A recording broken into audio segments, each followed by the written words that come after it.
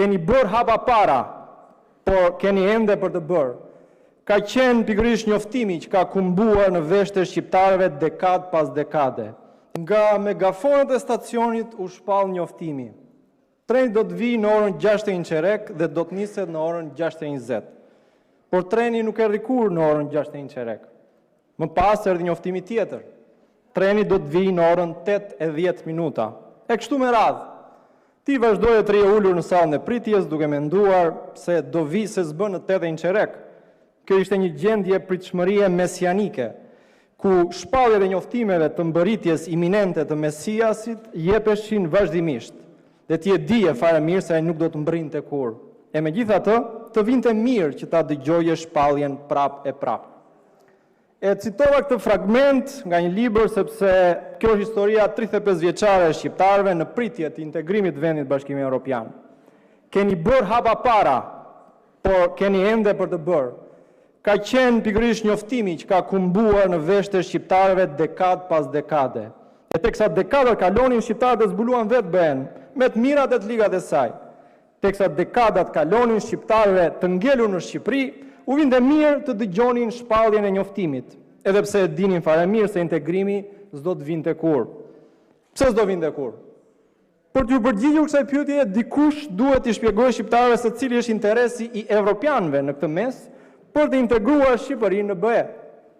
Që interes ka për të integruar një vend i cili në raportin e Departamentit Amerikan të Shtetit për klimën e investimeve për vitin 2025 flitet për, dhe po citoj, korrupsion të gjithëpërhapur në sektorin publik dhe në procedurat e prokurimeve publike, krimin e organizuar, konkurrencën e padrejtë të theksuar në raport në lidhje me ligjin për investimet strategjike, ekonomi informale e shtrirë gjerësisht, pasigurime çështjen e pronësisë për shkak të pamundësisë së nxjerrjes së titujve të pronësisë dhe për shkak të mbivendosjeve, si dhe për mungesën e krahut punës për shkak të shqiptarëve që kanë emigruar kryesisht në vendet e BE-s. Që interes ka, për shembull, Giorgia Meloni për integrimin e Shqipërisë në BE, kur qëllimi i saj është të rinovojë marrëveshjen për këmbët e përqendrimit të refugjatëve në Gjadër e në Shëngjin. Ai se detyroi ministrin tonë të jashtëm të shkaktojë incident diplomatik. Vetëm se tha se në 2030 me gjas mund të jemi vend i BE-s dhe prandaj ky poshtërimi me ekstraterritorialitetin që kemi pranuar si vend jo antar nuk mund ta shtym edhe pasi të hyjmë në Europë.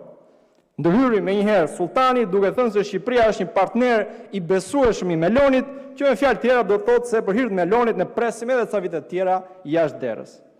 Që interes kanë vendet kryesore të BE-s, si Gjermania apo Franca, të cilat nuk renditen as në 6 vendet e para të financimeve direkte të huaja në Shqipëri, ndërkohë që në Serbi kanë investuar deri në 4.8 miliard euro në mbi 900 kompani, kryesisht në industrinë e rëndë. Po në Shqipëri, investime kryesore sipas raportit, pra 23% tyre, vijnë nga individ të caktuar që blejnë apartamente në sektorin imobiliar, pra. Me pak fjalë ata që blejnë apartamente që t'i kthejnë në Airbnb. Para nga të cilat përfiton vetëm pronari i pallatit që e shet apartamentin, sepse që nga momenti kur apartamenti kthehet në Airbnb, parat kalojnë nga llogaria e turistit të huaj te llogaria e pronarit të ri të huaj të apartamentit. Për shqiptarët ngelen çmimet e papërballueshme të qirave.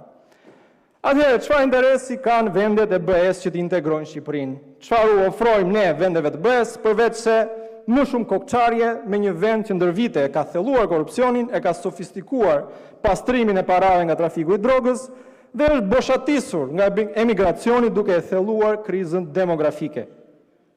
Interesi vetëm i BE-s është interesi gjeopolitik. Është zgjerimi me vende të reja për herë të parë që nga Brexiti i famshëm.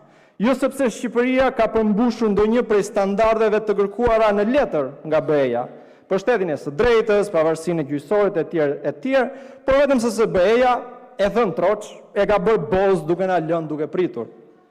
Edi Rama, shanset e Shqipërisë për të hyrë në BE kanë mbështetur vetëm te ky fakt, se në 2030 do bëhen thuajse 40 vjet nga premtimi për integrim. Po ta mendosh, është e njëjta strategji që ndjek PD-ja për të ardhur në pushtet. E pa aftë për të reformuar veten, po pret që shqiptarët të lodhen nga boza e PS-s që pikset gjithnjë më shumë nga mandati në mandat. Kështu edhe Edi Rama, asnjë reformë strukturore në vend, por gjithnjë në pritje mbrapa derës së BE-s. Po mbyll time me një pyetje. Çdo ndodhet sikur në Gjermani, në Francë e tjerë, të vinë në pushtet ekstremi i djathtë.